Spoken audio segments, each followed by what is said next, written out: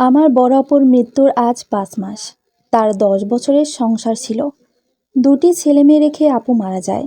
বড় ছেলের বয়স 5 বছর আর ছোট মেয়েটার 20 মাস।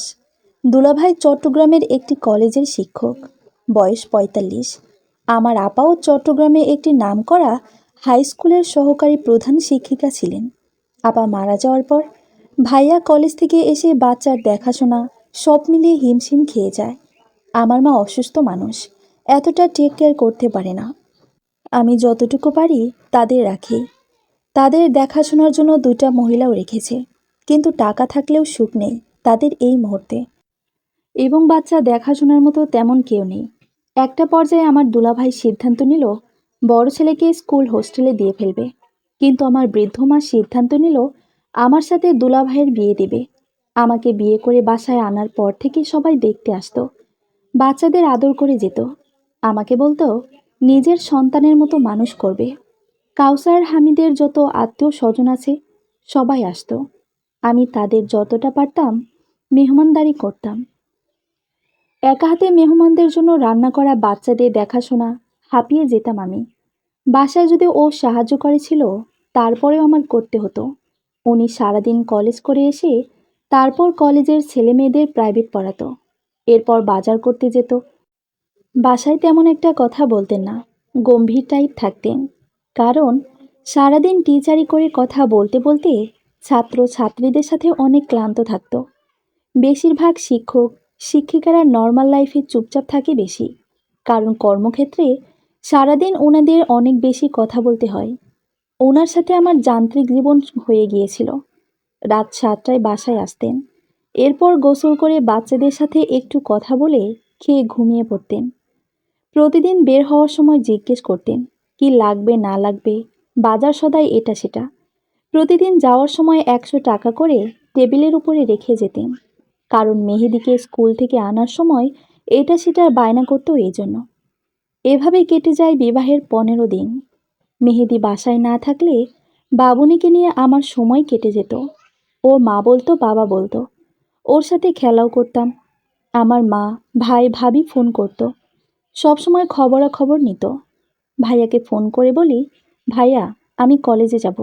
আচ্ছা, আমি কাউসারকে ফোন দিয়ে বলবো। ভালো থাকিস, এখন বিজি, পরে ফোন করব। রাতের বেলা উনি বাসায় আসলে ওনাকে গোসলের জন্য সব এগিয়ে দিই, তারপর নাস্তা দিই। নাস্তা খেতে খেতে উনি আমায় বলল, 2টা দিন অপেক্ষা করো, আমার ছোট ফুপু আসবে। উনি আসলে ওনার কাছে বাবুনিকে রেখে তারপর কলেজে যেও। আচ্ছা ঠিক আছে।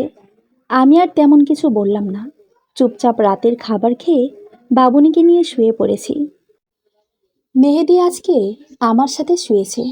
মেহেদি মা বাবুনিকে ভালো লাগে না, ও মাঝরাতে কান্না করে। আমার ঘুম ভেঙে যায়। ওকে বাহিরে ফেলে দিয়ে আসো। কেন বাবা? বাবুনি এখনো ছোট, তুমিও ছোটবেলায় এমন কান্না করতে, তোমাকে তো আমরা ফেলে দিই নাই। আমি কান্না করতাম না, ঘুমাও, সকালে স্কুল আছে তোমার। আমার এমন জীবন আমি একটুও ভাবিনি। জীবনে কত স্বপ্ন, কত আশা, সব শেষ। কারো ঘরের ঘরণী হব, হাসব, ঘুরবো, দুষ্টুমি করব, সারাদিন রাত গল্প করব। কিন্তু আমার সাথে এটা হলোটা কি? সকালে রুটি বানালাম আর 2টা ডিম সিদ্ধ করেছি। উনি উঠে নাস্তা খেলেন, আমাকে বললেন তুমিও বসো, আপনি খেয়ে নিন। মেহেদিকে ডাকতে ডাকতে ও উঠছে না, আজও স্কুলে যাবে না।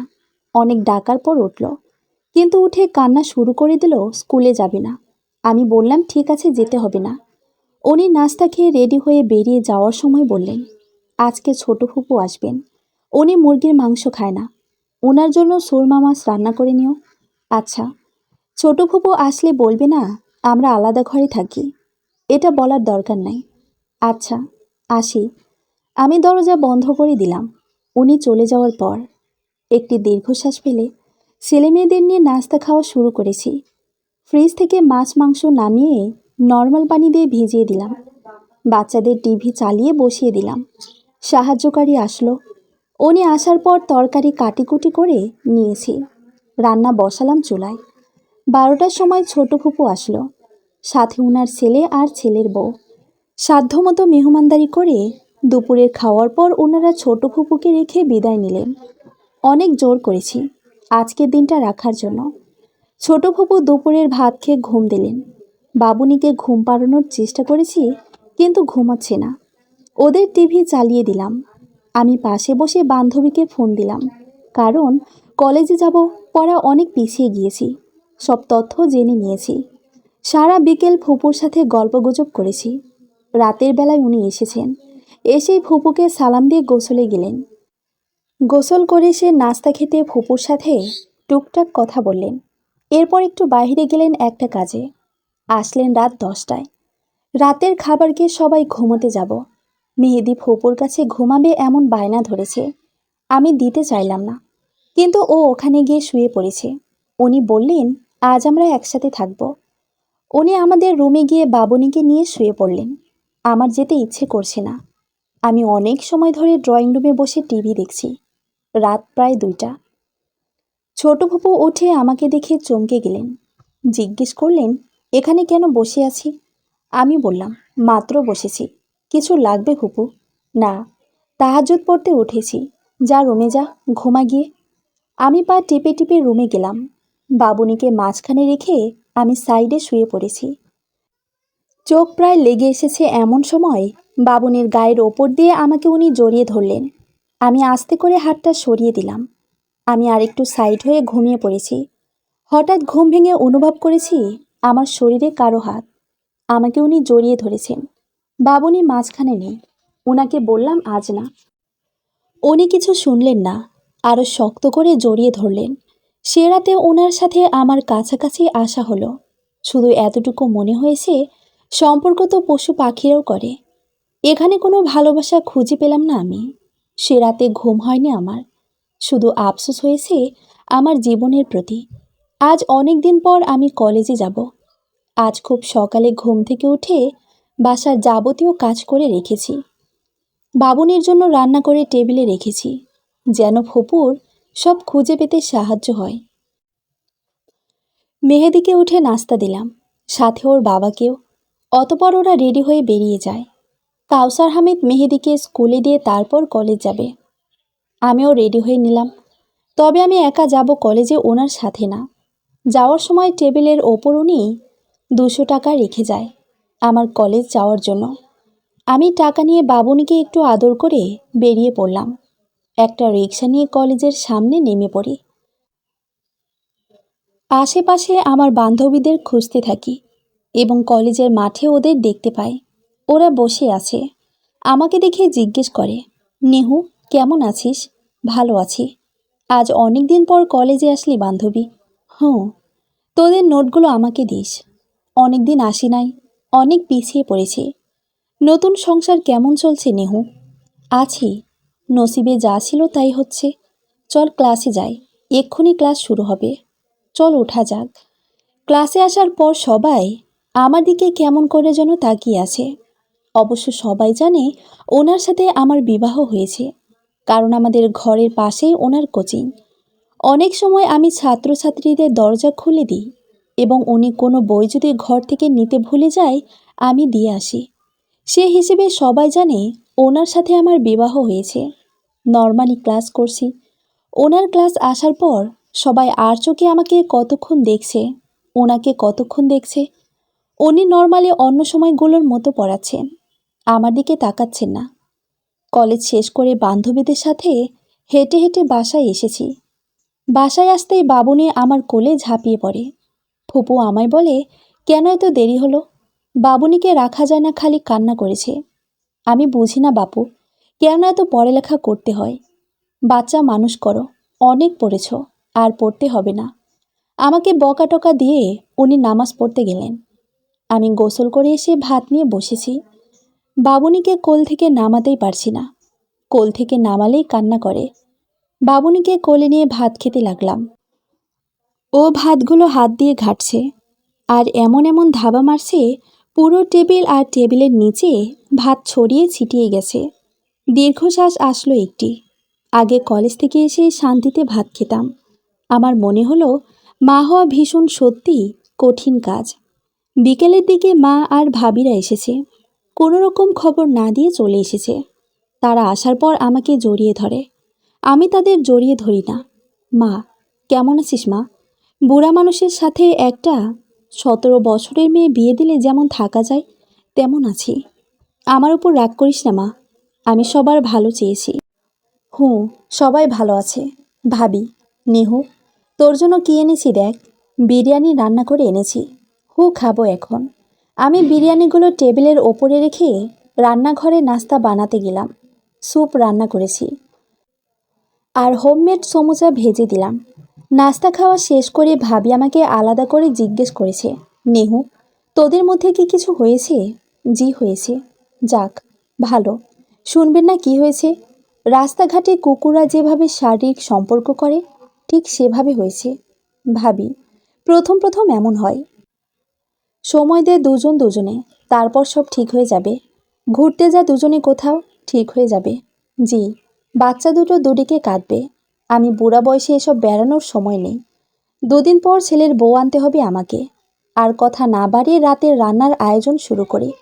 ভাবি আমায় বলে, নেহু, তোর রাঁধতে হবে না, তুই যা, আমি রাঁধছি। আমি তখন স্টার জলসা আর জি বাংলার নাটক নিয়ে বসলাম। এই 2 চ্যানেলের নাটক আমার ভীষণ প্রিয়। ভাবি রান্না করছে আর মা বাচ্চাদের রেখেছে। আমার মনটা হঠাৎ ভালো হয়ে গেল।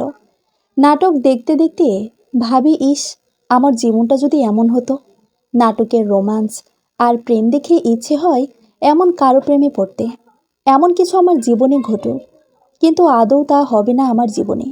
উনি রাতে আসলেন, আমি ওনার সামনেই আসি নাই এবং কোনো নাস্তাও দিই নাই। সব ভাবি আর মা করেছে। আজকে আমি আমার মতো স্বাধীন ছিলাম। রাতে আমি একা একা ঘুমিয়ে পড়েছি, কারো সাথে ঘুমাইনি। পরের দিন আমি আর কলেজে গেলাম না। ভাবিরা 11টায় চলে যায়। রান্নার দরকার হয়নি, কারণ গত রাতে রান্না ছিল। দুপুরে মেহেদিকে স্কুল থেকে আনতে যায়, বাবুনিকে কোলে নিয়ে। বাবুনিটা আদর করে ডাকি, কিন্তু ওর নাম হলো জান্নাত। আমাদের প্রত্যেকের বাসায় একটা একটা আদরে নাম থাকে। মেহেদির জন্য স্কুলের সামনে দাঁড়িয়ে থাকি। তখন ওর সহপাঠীর কয়েকজন মা আমার সাথে কথা বলতে আসে। ওরা আমাকে আগে থেকেই চিনে এবং আপুর বাসায় আসলে অনেক সময় মেহেদিকে স্কুলে থেকে আমি নিয়ে আসতাম কিংবা আমি দিয়ে যেতাম। ওনারা আমার সাথে কুশলাদি বিনিময় করে এবং আফসোস করে আমার আপুর মৃত্যুতে। আমাকে সান্ত্বনা দেয় আমি যেন সুন্দর মতো সংসার করি। কিছু সময় ওনাদের সাথে কথাবার্তা বলে আমি মেহেদিকে নিয়ে বাসায় চলে আসি। এসে ভাত খেয়ে ঘুমিয়ে থাকি বাচ্চাদের সাথে নিয়ে। বিকেলের দিকে উঠে মেহেদির টিচার আসে। মেহেদিকে ডেকে দিই পড়ার জন্য। টিচারকে নাস্তা দিই। উনি আসেন রাত 8টায়। এসেই গোসলে ঢোকেন। গোসল করে এসে আর খাবার খেলেন না। উনি বাহির থেকে খেয়ে এসেছেন। আমি টিভিতে সিরিয়াল দেখাই বিজি। উনি পাশে এসে বসে বললেন, পিল এনে দেব তোমাকে, 1 পাতা, পিল খেও। আমি চুপচাপ ছিলাম, কোনো কথা বলি নাই। সে রাতে উনি কাছে আসতে চাইলেন। আমি না করা সত্ত্বেও উনি আমার ইচ্ছের বিরুদ্ধে আমার কাছে আসলেন। রাতটা আমার ভীষণ হতাশায় কাটল। ভাবি, সিরিয়ালের মতো কেন হয় না কাছাকাছি আসাগুলো? কেন থাকে না ভালোবাসা? সকালে আমাকে উনি বললেন, পিল খেয়ে নাও। আমি পিল খেয়ে নিলাম। পিল খাওয়ার পর থেকে মাথা ঘোরায়, বমি বমি ভাব হয়। আমার কেমন যেন লাগে, কিছু করতে ইচ্ছে করে না। সারাদিন শুয়ে থাকি। বাচ্চাদের টেক কেয়ারও করা হয় না। আমি যেন হাঁপিয়ে উঠেছি। কলেজ যেতাম, কোনো রকম আসতাম। 1 মাসের মধ্যে আমার ওজন বেড়ে যায়। সারাদিন মাথা ঘুরতো। ওনাকে বললে বলতো, তুমি সারাদিন শুয়ে বসে না থেকে বাইরে হাঁটতে তো পারো, তাহলে এমন লাগবে না। আমার তো হাঁটতে ইচ্ছে করে না, তাহলে আমি বাইরে কেন হাঁটতে যাব? ফ্যামিলির কোনো কথার মধ্যে ওনার সাথে আমার কথা মিলতো না। উনি আমাকে এমনিচেও বলতেন। দিন যত যায় আরও দূরত্ব হয় ওনার সাথে। আমি পিল খাওয়া বন্ধ করে দিই। এরপর মাথা ঘোরানোটা একদম কমে যায়। আমি টোটালি শারীরিক সম্পর্ক বন্ধ করে দিই এবং একটা পর্যায়ে বলি, ওনার সাথে আমার হবে না। উনি কোনো কথা মনোযোগ দিয়ে শুনতেন না আর বলতেন আমি বেশি কথা বলি। একদিন তো আমায় বলেই ফেললেন, আমি নিশি আপুর মতো না, আর নিশি আপুর মতো কখনো হতেও পারবো না। আমি চরম হতাশার দিক বেদিক হারিয়ে ফেলি। বাচ্চাদের রেখে আমি আমার বাসায় চলে আসি। আম্মা আর ভাবিকে বলি, যদি তোমরা কথা বাড়াও তাহলে আমি সুসাইড করব। ফাইনাল পরীক্ষার আর বেশি দেরি নেই। আমি চলে আসার পরের দিন ভাইয়া গিয়ে মেহেদি আর বাবুনিকে নিয়ে আসে। আমি ওদের ভালোবাসি, এটা সত্যি, কিন্তু আমি বিরক্ত হয়ে যাই সারাদিন ওদের পিছনে ছুটতে ছুটতে। আমি যেন ওদের থেকে একা থাকতে পারলেই বাঁচি। কলেজ যেতাম প্রতিদিন। আমি বান্ধবীদের সহায়তায় আবার আগের লাইফে ফিরে আসি। আড্ডা, ক্লাস, ঘোরাঘুরি, কোচিং, হালকা সাজ, আনন্দে থাকি। বিকেলে কোচিং শেষ করে 3 বান্ধবী মার্কেটে যাই, এটা সেটা খাই। আর বান্ধবীরা প্রেম করতে গেলে ওদের পাহারা দিই। 3টা মাস ওনার সাথে কোনো রকমের যোগাযোগ আমি রাখি নাই, এবং উনি বাসায় আসলে আমি লুকিয়ে লুকিয়ে থাকি। ফাইনাল পরীক্ষা শেষ হয়ে যায়, নানার বাড়ি বেড়াতে যাব। আমার কাজিনরা বারবার শুধু ফোন করে যাওয়ার জন্য। মেহেদি আর বাবুনিকে মা আর ভাবি রাখে। নানুর বাড়ি যাওয়ার আগের দিন আমি আমার রুমে ঘুমিয়ে আছি। হঠাৎ মাঝরাতে আমাকে কেউ জড়িয়ে ধরে। ঘুম ভেঙে দেখি কাউসার হামিদ। উনি আমাকে বলে, কেন এমন করছো, কেন দূরে দূরে থাকছো, একটু কি ভালো লাগা হয়নি আমার প্রতি? আমি ওনাকে বলি, ছাড়েন আমাকে, আপনার মুখে দুর্গন্ধ আমার সহ্য হচ্ছে না। উনি আমাকে ছাড়লেনই না। উনি বললেন, আমি তোমার থেকে একটা বাচ্চা চাই। আমি বারবার বলি, আমাকে ছাড়েন, আমার ভালো লাগছে না। ওনার জড়িয়ে ধরাতে আমি আরও ব্যথা পাচ্ছি গায়ে। আমি ওনাকে বলি, আপনাকে ভালো লাগে না, ছাড়েন আমাকে। তুমি আমার বউ, আমি তোমাকে ছোঁয়ার অধিকার রাখি। আমি একটা বাচ্চা চাই। এবার আমি চিৎকার করে আম্মাকে, ভাইয়াকে ডাকা শুরু করি, কান্না করে দিই। বাসার সবাই উঠে যায়। আমি কান্না করে ভাইয়াকে জড়িয়ে ধরে বলি, ভাইয়া আমাকে মেরে ফেলেন, কিন্তু এই লোকের সাথে আমাকে আর রাখেন না, আমি মরে যাব। ভাইয়া ভাবিকে বললেন আমাকে ওনার সাথে রুমে নিয়ে যেতে, আর আজ রাতটা আমার সাথে থাকতে বললেন। ভাইয়ার কাছে কাউসার আহমেদ ভীষণ ভালো মানুষ, এবং আমার পরিবারের কাছেও উনি জামাই হিসেবে ভীষণ ভালো। ভাইয়া ওনাকে বললেন, আমরা নেহুকে বোঝাবো, একটু ধৈর্য ধরেন। পরের দিন আমি নানার বাড়ি চলে আসি। নানার বাড়ি এসে আমি মহা খুশি। আমার কাজিনদের সাথে একসাথে ভাত খাওয়া, পুকুরে গোসল করা, আর ফসলের ক্ষেতের আইলের মধ্যে হাঁটা। আমার জীবনের সব দুঃখ যেন ভুলেই গেলাম। কাজিনদের সাথে ঘুমানোর মজাই আলাদা। গভীর রাত পর্যন্ত শুধু গল্প আর গল্প। নানার বাড়িতে আসার 10 দিন পর আমার ভাবি আসে মেহেদিকে নিয়ে। ভাবি এখানে আসার পর সব ভাবিকে খুলে বলি, আর এটা বলি, ভাবি বিয়ে যখন হয়ে গেছে তখন আর তো কিছু করার নেই। উনি সারাদিন বাহির থেকে এসে অল্প কয়েকটা কথা বলে ঘুমিয়ে যান। আমি যদি কথা বলি নিজে থেকে, তাহলে আমি নাকি বেশি কথা বলি। বাচ্চাদের নিয়ে খেললে এবং ওদের সাথে দুষ্টুমি করলে বলে আমার সংসারে মন নাই, আমার কোনো কথার দামই নাই। আমি তো মানুষ, তুমিও তো ভাইয়ার সাথে সংসার করছো, কত সুন্দর করে একে অপরের সাথে কথা বলো। এসব দেখলে আমাদের মন প্রাণ জুড়িয়ে যায়। উনি তো আমাকে ভালোবেসে একটু জড়িয়ে ধরতে পারে, একটা চুমো তো দিতে পারে। আজ বিয়ে হয়েছে এতদিন, কখনো একটা চুমো দিয়েছে কিনা জিজ্ঞেস করো। উনি যখন কাছে আসে তখন বিষয়টা এমন, কাপড় খুলো, তারপর ওনার চাহিদা মিটলো, উনি আর কোনো আশেপাশে তাকাবেন না। আরেকজন তৃপ্তি পেল কিনা তাও দেখার বিষয় না। আর পুরো শরীরের ভর কেন উনি আমার গায়ে দেন, আমার নিঃশ্বাস বন্ধ হয়ে যায়। বাচ্চাদের সাথে একটু দুষ্টুমি করলে বলে আমি নিশি আপুর মতো না, আপু তো আপুর জায়গায়, আমার বয়স আর আপুর বয়স দেখো। আমি কিছু চাই না, আর 5টা মানুষ যেভাবে সংসার করে আমিও সেটা করতে চাই। আচ্ছা, আমি গিয়ে কথা বলবো তোর ভাইয়ের সাথে, তুই মেহেদিকে সাথে রাখ, ওর টেক কেয়ার করিস। ভাবি চলে গিয়েছে।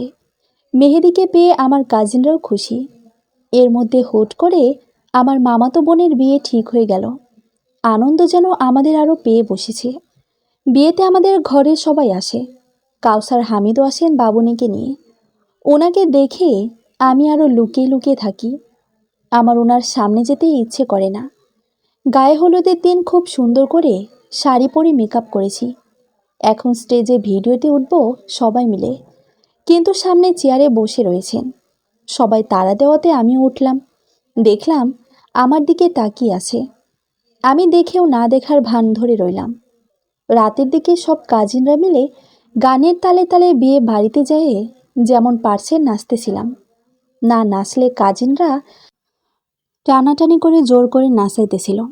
আমি যখন নাচতেছিলাম উনি তখন ছিলেন না। তখন প্রায় রাত 2টা।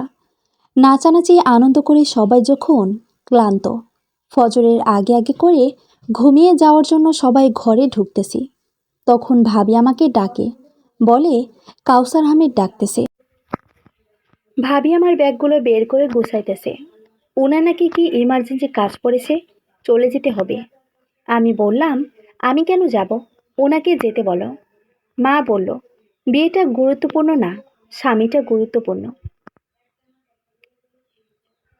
ভাবি অবশ্য অনেক জোর করে বলেছে যেন বিয়েটা খেয়ে বিকেলে চলে রওনা দিই। আমি আসতে চাইনি, আমাকে জোর করে নিয়ে এসেছে। বাবুনি তখন ঘুমে, মেহেদিও ঘুম। মেহেদিকে ডেকে তুলল আর বাবুনিকে আমার কোলে দিয়ে গাড়িতে তুলে দিল। উনি গাড়ি চালাচ্ছেন, বাবুনি আমার কোলে ঘুম, আর মেহেদি আমার ওরুর ওপরে মাথা রেখে ঘুমাচ্ছে, পাগুলো ছেটে দিয়ে। আমার দিকে কেমন রাগে রাগে লুকে তাকাচ্ছেন উনি। সকালে রাস্তা অনেক ফ্রি থাকে, যার কারণে 3 ঘন্টায় চলে আসি ওনার বাসায়। আজ অনেক মাস পর ওনার বাসায় আসি। বাবুনি আর মেহেদিকে বিছানায় শুয়ে দিই। উনি আমাকে টানতে টানতে অন্য রুমে নিয়ে গিয়ে দরজা বন্ধ করে দিয়ে বলে, তোমার সমস্যা কি? আমার আবার কি সমস্যা হবে? জামাইয়ের সব ভালো লাগে না, জামাইয়ের সাথে কথা বলতে ভালো লাগে না, অথচ পরপুরুষদের ঠিকই ভালো লাগে। ওখানে এতগুলো ছেলের সাথে নাচতেছো, ওদের হাত ধরে ধরে, কাজিনের বন্ধুদের সাথেও নাচতেছো। আমি তো একা নাচি নাই, আমার মেয়ে কাজিনও ছিল, দেখেন নাই? আর ওখানে অনেক নানিও ছিল। পেট দেখিয়ে নাচতে ভালো লাগে, শুধু জামাই ভালো লাগে না। আমি চুপ করে রইলাম, কোনো কথা আর বলি নাই। তুমি এ ঘর থেকে একদম বের হবে না, বাবার বাড়িতেও যাবে না। আমার সাথে যাবে, আমার সাথে আসবে। আমি চুপচাপ দাঁড়িয়ে রয়েছি, কোনো কথাই বলছি না, কারণ আমার অনেক মন খারাপ। আজকে বিয়েতে সবাই কত মজা করবে, বউ ভাতেও মজা করবে, আর উনি আমাকে অযথা নিয়ে আসলেন।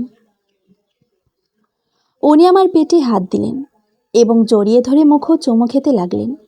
আমি হাত সরিয়ে দিয়ে বললাম, আমি ক্লান্ত, ঘুমাবো।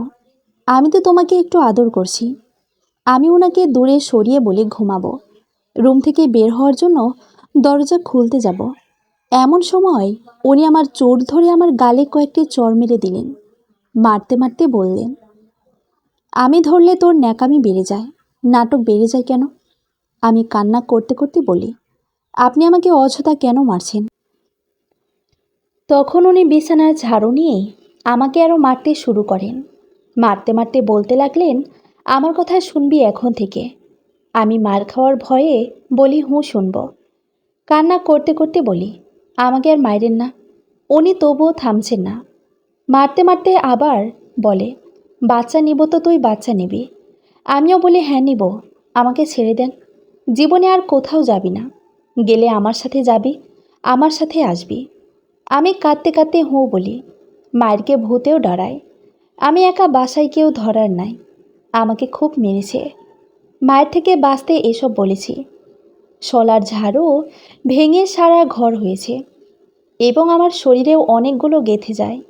আমাকে শলার ঝাড়ু দিয়ে মেরেছে, পুরো শরীর দাগ আর লাল হয়ে রক্ত উঠে আছে। খুব অসহায় ছিলাম সেই সকালটাতে। মায়ের ব্যথায় আমার জ্বর উঠে যায়। আমি সারাদিন বিছানা থেকে উঠতে পারি নাই। তার মধ্যে বাচ্চারা এত বিরক্ত করতেছিল, আমার সেদিন মরে যেতে ইচ্ছা করেছে। আমি 5 দিন অনেক কষ্ট পেয়েছি জ্বরে।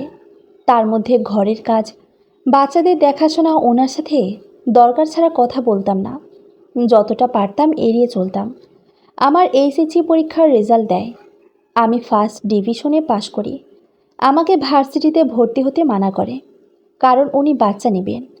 এর মধ্যে আমি মেহেদির সহপাঠীর মায়ের পরামর্শে এবং ওনার সাহায্যতে 3 মাস মেয়াদি ইঞ্জেকশনটা মারি, জন্ম নিয়ন্ত্রণ পদ্ধতি গ্রহণ করি। উনি আমাকে হাসপাতালে নিয়ে গিয়ে ইঞ্জেকশন মারিয়ে দেয়। আমি মেহেদির স্কুলের নাম করে বের হই বাসা থেকে। উনি আমাকে কোনো রকমে ভর্তি হতে দিবেন না। আমি আমার ভাই ভাবিকে, মাকেও বলি, কিন্তু লাভ হয় না। এর মধ্যে আমার আপার পেনশনের টাকাগুলো পেয়ে যায়। আপা সরকারি চাকরি করত। তার মৃত্যুর পর তার পেনশন দিয়ে দেওয়া হয়। কাউসার হামিদ পুরো টাকা মাকে দিয়ে দেয়। উনি একটা টাকাও রাখেন না। আমার মা নিতে চায়নি, কিন্তু জোর করে দেয়। পরে আমার মা ব্যাংকে বাচ্চাদের নামে টাকাগুলো রেখে দেয়। প্রতি পিরিয়ডের ডেটে তিনি অপেক্ষায় থাকে এবার কনসিভ হলো কিনা। ইনজেকশন মারার পর থেকে আমার পিরিয়ড অনিয়মিত হয়ে যায়। এভাবে 4 মাস কাটার পর উনি গাইনি ডাক্তারের কাছে আমাকে নিয়ে গেলেন। ডাক্তার আমাকে কিছু টেস্ট আর কনসিভের ওষুধ লিখে দেয়। আমি বলি, টেস্ট এখন করিয়েন না, আগে 1 মাস ওষুধ খেয়ে দেখি। আমি ওষুধ মুখে নিতাম, কিন্তু খেতাম না, ফেলে দিতাম। এর মধ্যে আমার মা মারা যায়। আমি অনেক বেশি ভেঙে পড়ি। বাচ্চার চিন্তা ততদিনে একটু উনি অফ রাখছেন। মা মারা যাওয়ার পর থেকে এতটাই ভেঙে পড়েছি বলার মতো না। ওখানে 15 দিন থাকার পর উনি আবার বাসায় নিয়ে আসেন। মা মারা যাওয়ার পর থেকে উনি আমাকে আর প্রেশার দেন না। আমি আমার নিজের মতো থাকি বাচ্চাদের নিয়ে, এবং আমি এই লাইফটা মেনে নিয়েছি। কয়েক মাস কেটে যাওয়ার পর আমি ওনার সাথে বসি এবং আমার সমস্ত অভিযোগ, চাওয়া পাওয়া ওনাকে বলি। আমি শুধু এটাই বলি, বিয়ে যখন আপনার সাথে আমার হয়েছে, আপনি আমার স্বামী। আপনি ছাড়া দ্বিতীয় কাউকে আমার জীবনে ভাবার কোনো চেষ্টা বা ইচ্ছেই নাই। কিংবা আমি আপনার থেকে ডিভোর্স নিয়ে দ্বিতীয় বিবাহ করা পসিবল না। তাহলে বাকি জীবন যখন একসাথে যাবে, তাহলে আমাদের উচিত মিলেমিশে সুন্দর করে সংসার করা। আপনি পড়াতে চান নাই, আমি তাই আর ভর্তিও হইনি। আপনার ইচ্ছেটাকে প্রাধান্য দিয়েছি। আপনি যেভাবে চাইছেন সেভাবে সংসারটা সামলাচ্ছি। আমার সাথে একটু মিলেমিশে থাকুন। আমার চাওয়াটাকে প্রাধান্য দিন। আমাকে ভালোবাসুন। কি বলতে চাইছো? তোমাকে ভালোবাসি না? আরে, তোমার যা লাগে সব টাইম টু টাইম এনে দিচ্ছি। খাওয়া, জামা কাপড়, টাকা পয়সা, কোনো কিছুর অভাব তো রাখছি না। আমি তোমাকে ধরতে গেলে তুমি দূরে সরে যাও। আমার হাত সরিয়ে দাও। আর তুমি এত কথা বলো কেন? তোমার মাথায় ঘেলো নাই। কোথায় কি কথা বলতে হবে বিন্দুমাত্র জানো না। তোমাকে কিভাবে ভালোবাসবো তা জানা নাই। তুমি কখনো নিশির মতো হতে পারবেও না। আমি চুপ হয়ে যাই। পারিবারিকভাবেও কয়েকবার বসি, কিন্তু ঘুরে ফিরে সবাই আমার দিকে আঙ্গুল তুলে বলে আমি সুখে আছি, তাই আমাকে ভূতে গোতায়। আমি ভাত কাপড়ের অভাবে নাই, কোনো কিছুর অভাবেই নাই। তাই আমি এত জ্বালাই। কষ্টে থাকলে নাকি বুঝতাম কয়দিনে কয় মাস যায়। এরপর থেকে আর কোনো দিন অভিযোগ করি নাই। চুপচাপ সব মেনে নিয়েছি, এবং উনি কাছে আসলেও আর দূরে সরিয়ে দিই নাই। উনি মাসে কয়েকবার কিংবা সপ্তাহে একবার কাছে আসতেন। আমি না করিনি এরপর থেকে। এভাবে কয়েক বছর কেটে যায়। আমার বাবুনিও বড় হয়। মেহেদির রুম আলাদা করে দিই। মেহেদি একা ঘুমায়, আর বাবুনি আমাদের সাথেই থাকে। আমি ওনার অনুমতি ছাড়া বাইরে কোথাও যেতাম না। সময় যত যাচ্ছে আমি তত বেশি সুন্দরী এবং দেখতে অনেক মিষ্টি হয়ে যাচ্ছি। আমার চেহারার উজ্জ্বলতা এবং শারীরিক পরিবর্তন দিনকে দিন বেড়ে যাচ্ছিল। এটা সবাই বলতো। কেউ বিশ্বাস করতো না আমি বিবাহিত। আমি নিজে ওনার সঙ্গ পেতে চাইতাম। ইদানিং নিজে থেকে ওনার কাছে যাই, কিন্তু উনি কখনোই এটার মূল্যায়ন করেনি। বলতো আমার শারীরিক সমস্যা হচ্ছে। মানুষের এত দৈহিক চাহিদা থাকা ভালো না। আমি যখন ওনার সঙ্গ চাইতাম উনি এড়িয়ে যেতেন, এবং ওনার ইচ্ছে মতোই হতো। একসময় আমি ওনাকে বলি, আমি যদি বাহিরে পরকীয়া করি তাহলে এর জবাব আপনি আল্লাহর কাছে দিবেন। তিনি আমাকে লাথি মেরে খাট থেকে ফেলে দিয়ে বলেন, বাহিরে কেন পরকীয়া করবি? আমি দিয়ে তোর হচ্ছে না। তিনি আমাকে মেহেদের স্কেল দিয়ে অযথা আঘাত করলেন। বললেন, ছেলেরা 80 বছরের হলেও তোর থেকে ইয়াং মেয়ে পায়, আর বাচ্চা জন্ম দিতে পারে। যেমন আছিস সেভাবে থাকবি। বেশি সুখে আছোস, এই জন্য এত সমস্যা। আমি বলি, হুঁ, অনেক সুখে আছি। আর কিছু বলি না। উনি রাতে আমাদের সাথে আর ঘুমায়নি। মেহেদির সাথে গিয়ে ঘুমায়। আমিও ডাকি নাই। এরপর থেকে আমাদের বিছানা একদম আলাদা হয়ে যায়। আমি বাবুনিকে নিয়ে আমার রুমে থাকতাম। উনি সপ্তাহ কিংবা মাসে আমার রুমে মাঝরাতে আসতেন। ওনার চাহিদা হয়ে গেলে আবার চলে যেতেন। আমি ওনাকে বলি, যাইন না, আপনার বুকে ঘুমাতে চাই। উনি বলে এত ঘুমানো লাগবে না। কয়েকবার চেষ্টা করেছি একসাথে ঘুমানোর, কিন্তু এরপর আর কখনো আমি ডাকি নাই, আর উনিও আসেন নাই। তবে ওনার চাহিদা হলে মাঝরাতে আসলে আমি কখনো না বলতাম না। বিয়ের 4 বছর পর হঠাৎ উনি খুব অসুস্থ হয়ে যায়। ওনার হাতে পায়ে পানি চলে আসে, মাথা ঘোরায়, বমি করে। দীর্ঘদিন যাবৎ কলেজে যেতে পারে না। সবসময় কোমরের পেছনে ওনার ব্যথা করে এবং মূত্র ত্যাগ করার সময় উনি কান্না করে দেন। ডাক্তার ওষুধ প্রথম থেকে চলতে থাকে। ওনার কিডনি একটি পুরো ড্যামেজ এবং আরেকটি 15% কোনোরকম ভালো আছে। আগেও কোমরে ব্যথা করত। উনি মনে করতেন সারাদিন বসে থাকতে হয়, এজন্য নর্মাল ফার্মেসি থেকে ব্যথার ওষুধ এনে খেতেন। ওনাকে ইমার্জেন্সি মেডিকেল ভর্তি করানো হয়। আমার ভাই ইন্ডিয়া নিয়ে যাওয়ার জন্য সমস্ত প্রস্তুতি নিয়ে ফেলে। আমি হাসপাতাল আর বাচ্চাদের টেক কেয়ার পুরো সব আমার কাঁধে চাপে। আমার বাচ্চাগুলো ভাবির কাছে দিয়ে আমি হাসপাতালে থাকতাম, ওনার পাশে বসে থাকতাম, ওনার মাথায় হাত বুলিয়ে দিতাম। সবসময় বলতাম, আপনার পাশে আছি, আপনাকে ছেড়ে যাব না। ডাক্তাররা কিডনির প্রতিস্থাপনের জন্য বললেন ইমার্জেন্সি। আমার ভাই আর তার কলিগরা অনেক খোঁজ করতে লাগলেন। কিডনি কেউ সেল করতে রাজি হয় না, আর যারা সেল করবে বলে তাদের সাথে কোনো কিছু মেলে না। তখন মনে হয়েছিল এত এত গরিব অসহায় মানুষ আছে যাদের টাকার অনেক প্রয়োজন, সারাদিন হাত পেতে থাকে টাকার জন্য। আমরা 10 লাখ টাকা দেব বলেছি, তারপরেও তারা রাজি হয় না। অনেক খোঁজাখুঁজির পর ভাগ্যক্রমে একজনকে পেয়ে যায় এবং তার সাথে সব ম্যাচ করে। এমার্জেন্সি পাসপোর্ট বানিয়ে তাকে পাশের দেশ ইন্ডিয়াতে নিয়ে যায়। ইন্ডিয়ায় যাওয়ার আগে তার পরিবারের হাতে ক্যাশ 2 লাখ টাকা দিই আমরা, এবং বাকি 8 লাখ অপারেশনের আগের দিন দিব বলি। ভারতে যাওয়ার পর হোটেলে উঠি। অপারেশনের জন্য সমস্ত প্রস্তুতি শেষ। 2 দিন পর অপারেশন হবে। যে লোকটাকে নিয়ে আমরা ভারতে যাই, অপারেশনের আগের দিন শুধুমাত্র উনি ওনার পাসপোর্ট নিয়ে পালিয়ে যায়। ওনার সাথে কোনো টাকা পয়সা কিছুই ছিল না যে গাড়ি ভাড়া দিয়ে আবার বাংলাদেশ যাবে। অনেক খোঁজ করেছি কোনো বিপদে পড়ল কি না, কিন্তু ওনাকে খুঁজে পেলাম না। এদিকে কাউসার হামিদের জীবন মৃত্যুর খুবই কাছে। ডাক্তাররা বলে দেয় 7 দিনের মধ্যে কিডনি প্রতিস্থাপন করতে না পারলে ওনাকে বাঁচানো পসিবল না। উনি পুরো লাইফ সাপোর্টে। আমার ভাই ইন্ডিয়ার অনেক দালাল ধরে একটি কিডনি নেওয়ার জন্য। ভারতে অনেক অনেক দালাল চক্র আছে যারা মানুষের অঙ্গ এবং চোখ, কিডনি এসব বিজনেস করে। 3 দিন পার হয়ে যায়, কোনো কিডনি সেলার খুঁজে পাইনি। কিডনি সেলার পেলেও ম্যাচ হচ্ছে না। যার তার থেকে তো আর কিডনি নেওয়া যায় না যদি ম্যাচ না হয় সব কিছু। আর ওনার কষ্টও আমার সহ্য হচ্ছিল না। একটা কিডনি নিয়ে অনেক বাধা নিষেধ এবং নিয়ন্ত্রিত জীবন যাপনের মাধ্যমে অনেক সুস্থভাবে বাঁচা যায়। এতদিনে এটা বুঝেছি মেডিকেলে থাকতে থাকতে। শেষ মুহূর্তে আমি বলি, আমি কিডনি দেব যদি আমার সাথে সব মিলে যায়। আমি মেডিকেলে সব টেস্ট করাই এবং আল্লাহর অশেষ রহমতে সব মিলে যায় ওনার সাথে আমার। আমার ভাই সেদিনও নির্বাক ছিলেন, একটা টু শব্দও করেনি।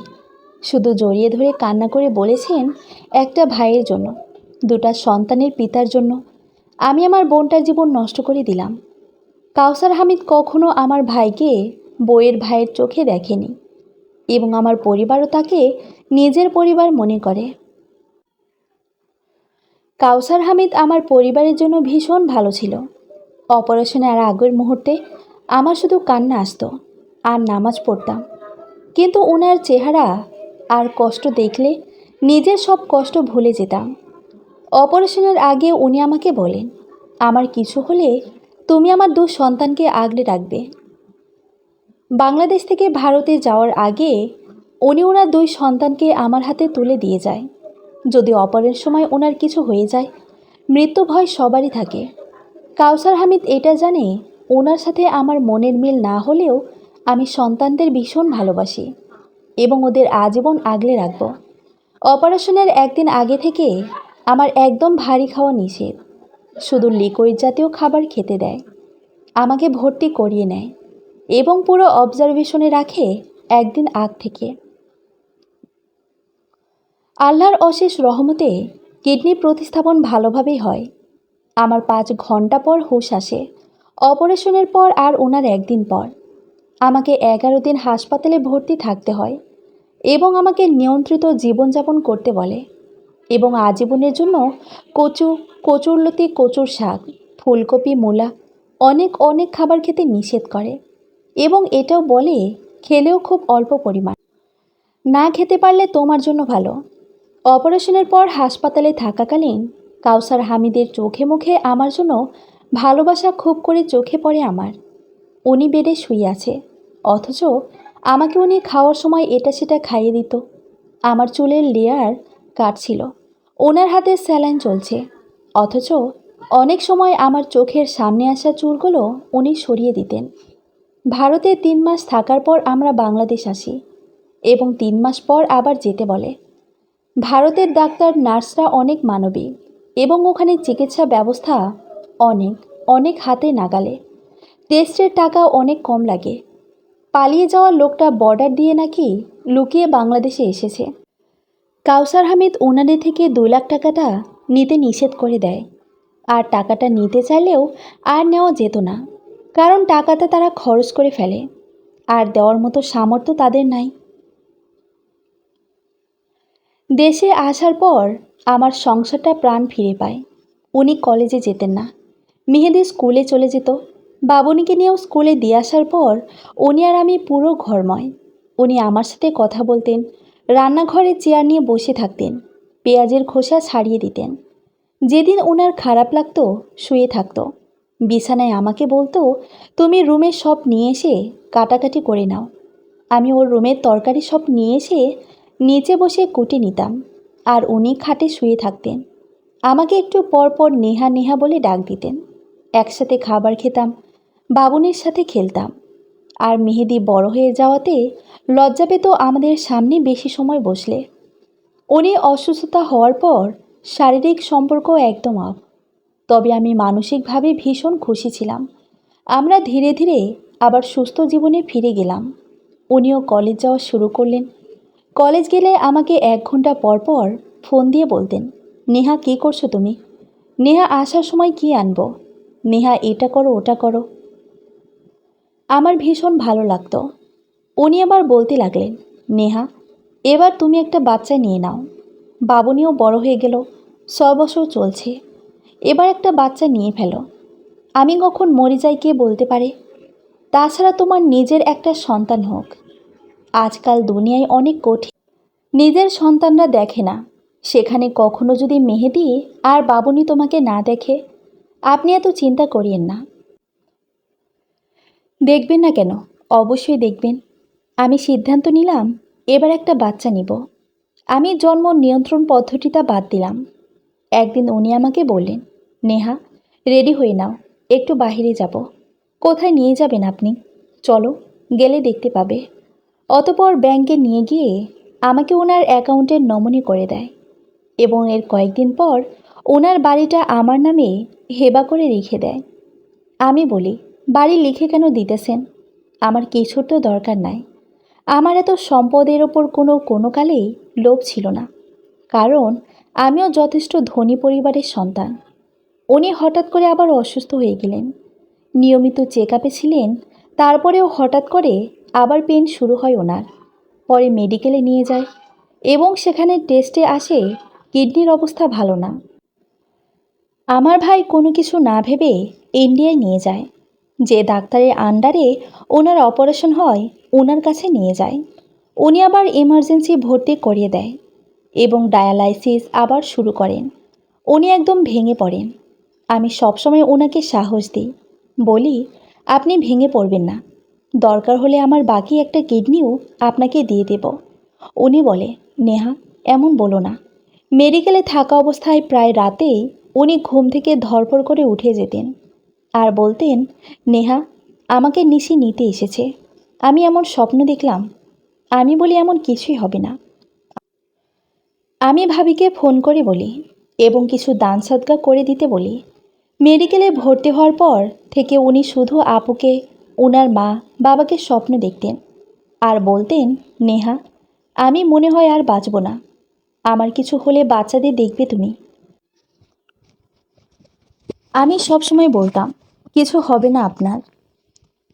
মেডিকেলে থাকা অবস্থায় উনি 2013 সালের 8 জুন সকালে আমাকে বলেন, নেহারে, একটা বাচ্চা তো হলো না।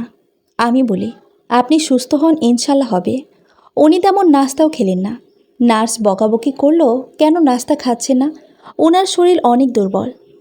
আমার হাত ধরে বলে, নেহা, তুমি একটু সামনে আসো, তোমাকে কয়টা চুমো দিই। উনি এটা প্রায় করতেন, আমাকে চুমো দিতেন। আমি মুখটা সামনে নিই। উনি আমাকে চুমু দিলেন কপালে, গালে। এরপর দুপুরের দিকে উনি ঘুমিয়ে যান। আমি হোটেলে গিয়ে গোসল নামাজ শেষ করে ভাইয়াকে নিয়ে একটা ভাতের হোটেলে ভাত খেলাম। ভাত খেয়ে আস্তে আস্তে হেঁটে হেঁটে আসছি। তখন মেডিকেল থেকে ফোন করে এমার্জেন্সি যেতে। আমরা কাছাকাছি ছিলাম, দৌড়ে যাই। আমি 2টার দিকে যাই মেডিকেল থেকে। আজকে কিছুটা সুস্থ ছিলেন উনি। হঠাৎ কি হলো, ওনাকে লাইফ সাপোর্ট দেওয়া হয়। লাইফ সাপোর্ট দেওয়ার আধা ঘন্টা পর উনি ব্রেন ডেড করেন। 2013 সালের 8 জুন আমি বিধবা হয়ে যাই। আমার 5.5 বছরের সংসার ছিল। ওনাকে ধরে বারবার বলতেছিলাম, উঠে যান না, আপনাকে ভালোবাসি আমি। আমার ভাই মেডিকেলের ঝামেলা নিয়ে বিজি। বিদেশ থেকে দেশে লাশ আনা অনেক ঝামেলা। আমি নিথর হয়ে হাসপাতালের করিডোরে বসে আছি।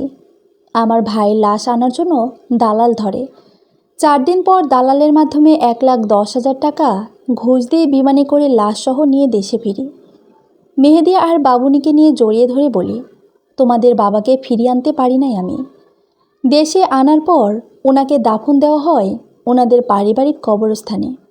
আমি যে কী পরিমাণে ভালোবাসি সেটা আমি যে ওনার মৃত্যুর পর হাড়ে হাড়ে বুঝতে পারছি। কাউসার হামিদ আমাদের ছেড়ে চলে যাওয়ার পর জীবন যেন অনেক কঠিন হয়ে গেল। ছোট ছোট 2টা বাচ্চা আপু, আর উনি আমার কাছে আমানত রেখে গেলেন। উনি দুনিয়া ছেড়ে যাওয়ার 40 দিনও হয়নি। এর মধ্যে ওনার পরিবার সম্পদ নিয়ে ঠেলাঠেলি শুরু করে দেয়। ওনার বোনেরা বাবুনি আর মেহেদির দায়িত্ব নেওয়ার জন্য পাগল হয়ে যায়, কারণ ওনার পেনশনের মোটা অঙ্কের 1 টাকা পাওয়া যাবে এবং সম্পদের ভাগ দেওয়া থেকে বেঁচে যাবে। আমার ইদ্যুৎ পালনও শেষ হয়নি, তার মধ্যে ওনারা এসব শুরু করেছেন। আমাকে বলতো, তুমি অল্প বয়সী একটা মেয়ে, বয়স আরবার কত হলো, তোমার সমবয়সী কারো এখনও বিয়েই হয়নি, তার চেয়ে তুমি নিজের জীবন গুছিয়ে নাও। ইদ্যুৎ পালনের আগে ওনার ফ্যামিলির সবাই আমার বিয়ে নিয়ে পড়েছে। উনি মারা যাওয়ার পর ওনার বোনেও বলল, ওনার বোন থেকে নাকি উনি 5 লাখ টাকা নিয়েছে, আর ওনার ফুপুর ছেলের থেকে 2 লাখ। এরকম করে প্রায় 21 লাখ টাকার হিসাব আমাকে দেয়। ঘরোয়া বৈঠক হয়। তখন আমার ভাই বলে, এত টাকা নিয়েছে, আমাদের তো কোনোদিন কিছু বলে নাই, এবং সে ধার করার মতো মানুষও না। কিন্তু ওনারা বলে, আমাদের থেকে নিয়েছে, এখন ফেরত দিবেন, কথা শেষ। আপনাদের কাছে কোনো প্রমাণ আছে? আমাদের ছেলে আমাদের থেকে টাকা নিয়েছে, এটার আবার প্রমাণ কেন রাখবো? তোমরা টাকা দিতে না পারলে সম্পদ দিয়ে দাও।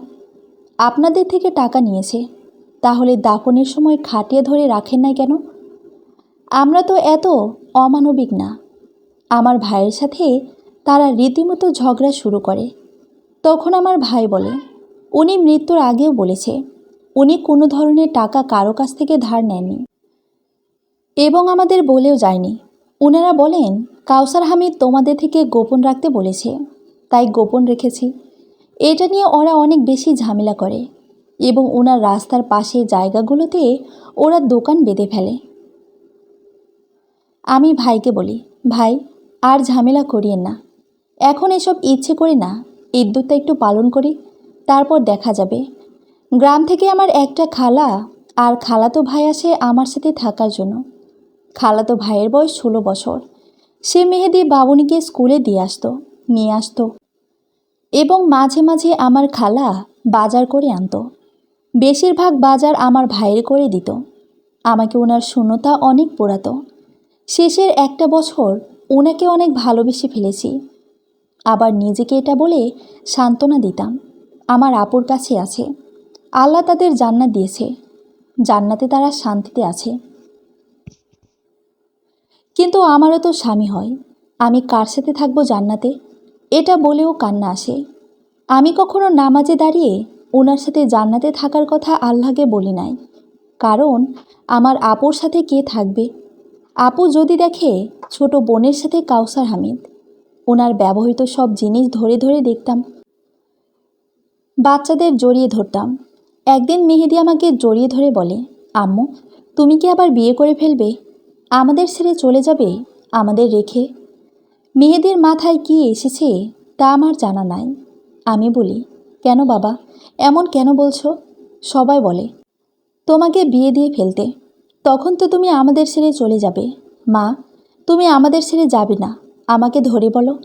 আমি তখন মেহেদিকে জড়িয়ে ধরে বলি, না বাবা, তোমাদের ছেড়ে আমি কোথাও যাব না।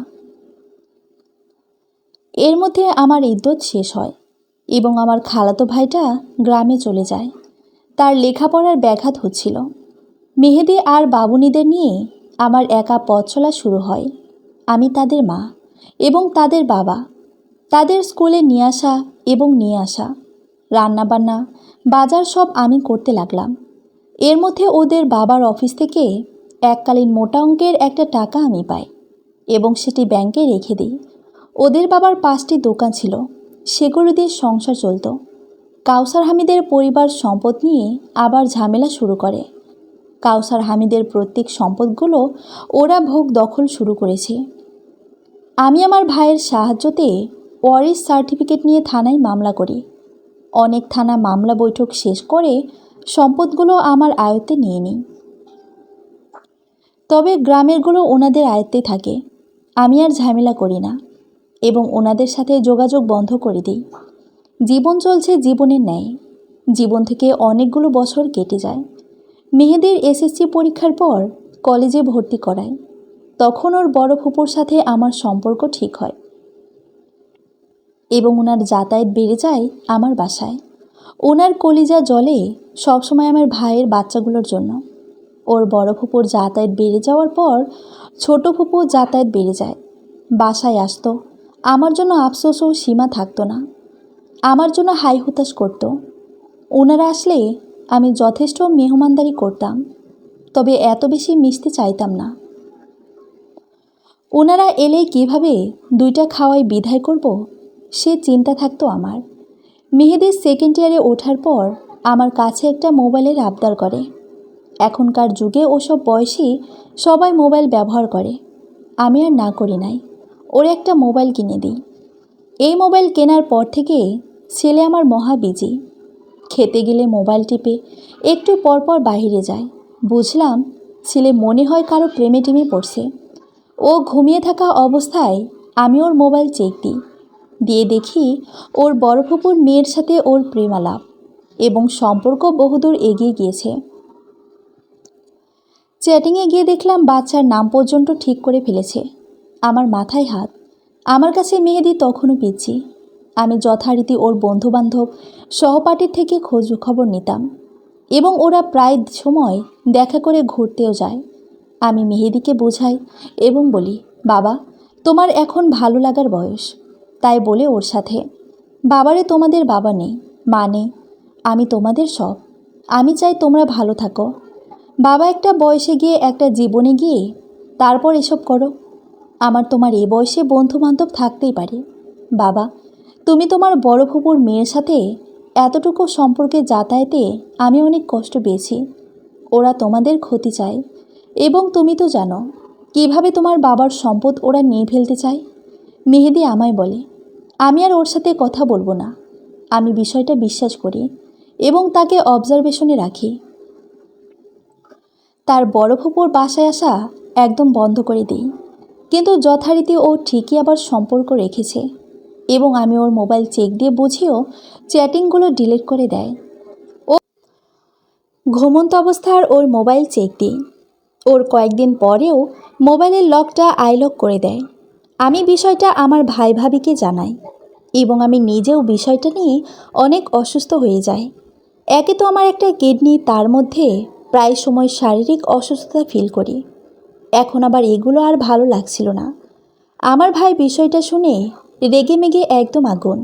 মেহেদিকে বকা দিয়ে ওর ফোন নিয়ে ফেলে।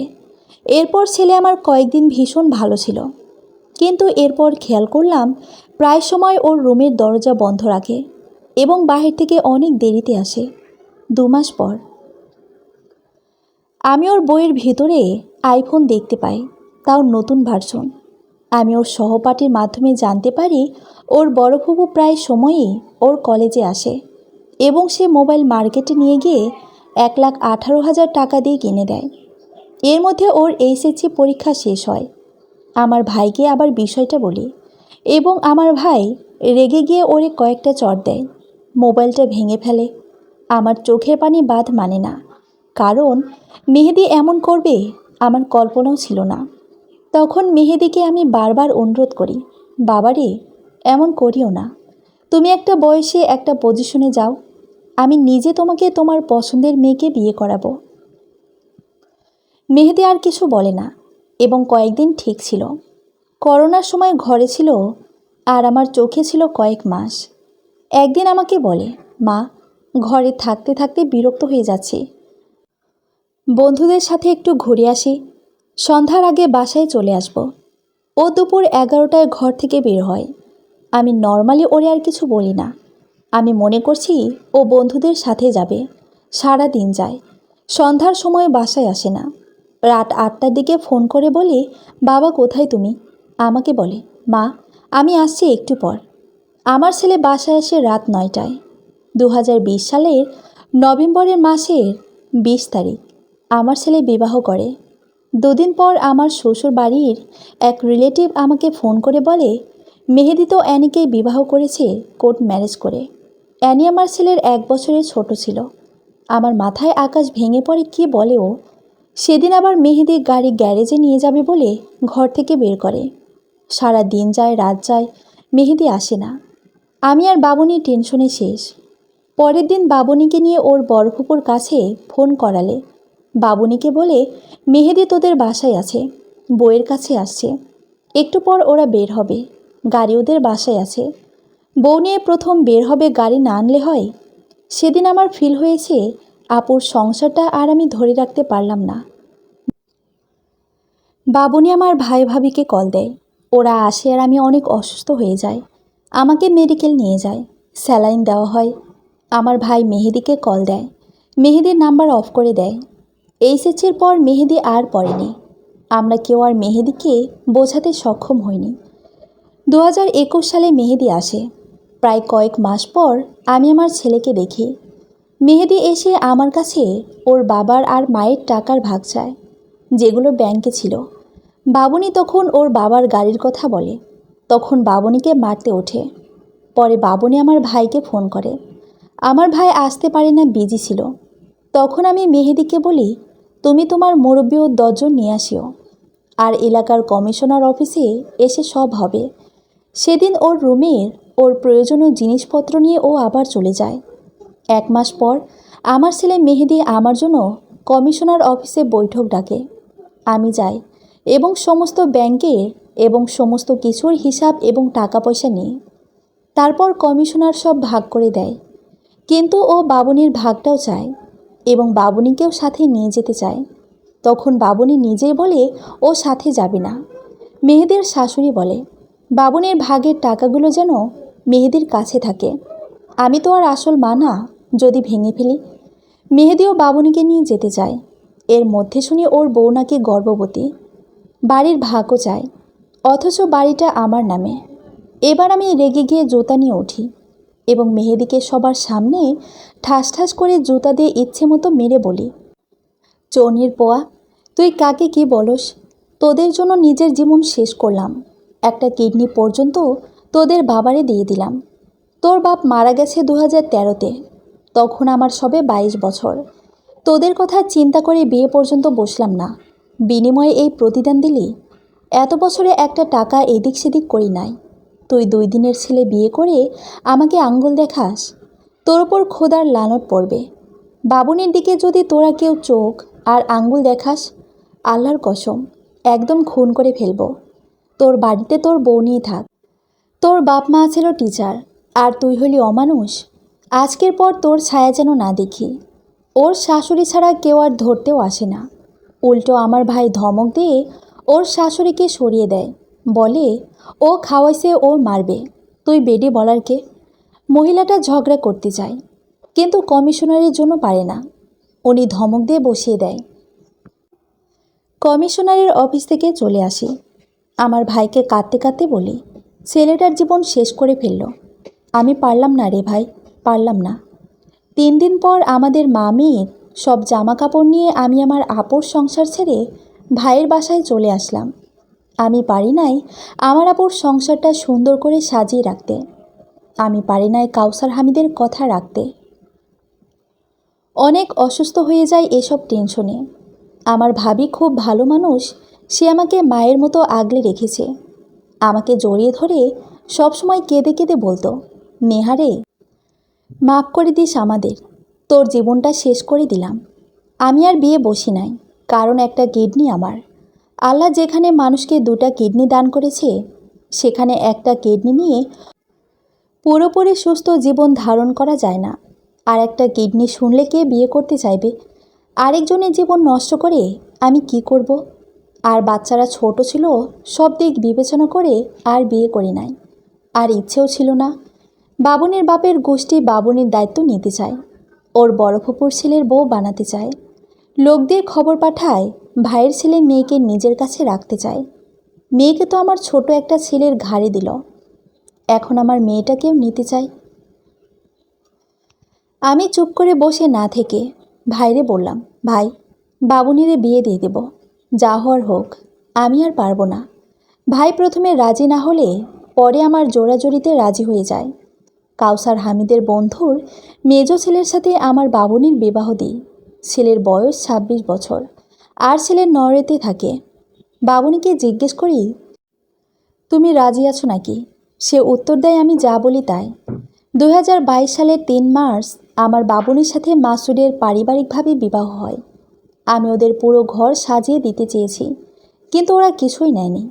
আমাদের চট্টগ্রামের রীতি অনুসারে কোরবানিতে গরু দিতে চেয়েছিলাম, কিন্তু কঠিন নিষেধ করে দিয়েছে। বাবুনির বিয়ের পর বাবুনিকে নায়ের আনতাম এবং মাঝে মাঝে আমি গিয়ে থাকতাম, খেয়াল করতাম আমার মেয়ে সুখে আছে কিনা। আমার মেয়ে ভীষণ সুখে আছে। আমার বাসায় আসলে মাঝে মাঝে অনাকাঙ্ক্ষিতভাবে ওদের রোমাঞ্চ আমার চোখে পড়ে। আমি মা হয়ে সেদিকে চোখ দিতাম না। বিষয়টা এমন, আমি তরকারি কাটছি, বাবুনিও সামনে, মাসুদও আছে, একজন আরেকজনকে ফ্লাইং কিস করতেছে, সেটা চোখে পড়তো।